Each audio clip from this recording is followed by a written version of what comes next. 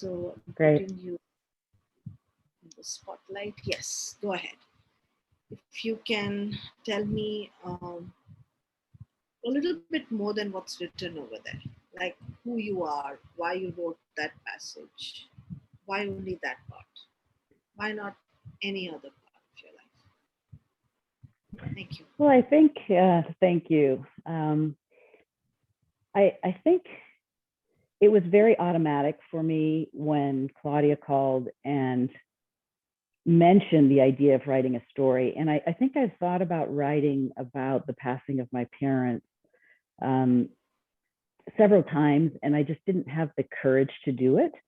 So when she called, it was so much of a discovery for me. I think, you know, I've lived around the world and I've had a very successful career, and um, but the one thing when she said, you know, talk about or write about, what would you want to write about?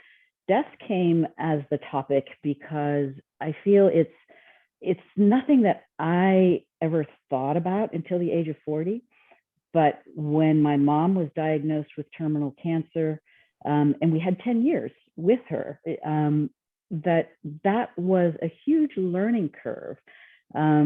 And then going through the process of dying with my mother and then following with my father, and my own cancer diagnosis in between was kind of like just awakening to the whole idea that we all die. And how am I going to die?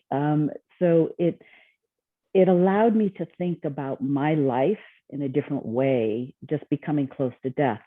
And so I wanted to share that. You know, it wasn't a struggle for me, though it was though it wasn't easy. I don't think it's ever easy, you know, to be with a loved one on their deathbed, but it was such a learning experience and something that rather than brush under the rug or think we've, you know, overcome, we found closure in our life, I felt the need to continue to talk about it. And I think that it can help others as well. But I think mostly it was just a life defining moment. It was just, and not a moment, because it was a series of moments. It happened over a period of, you know, probably about 10 years where I grew tremendously. And I think something that you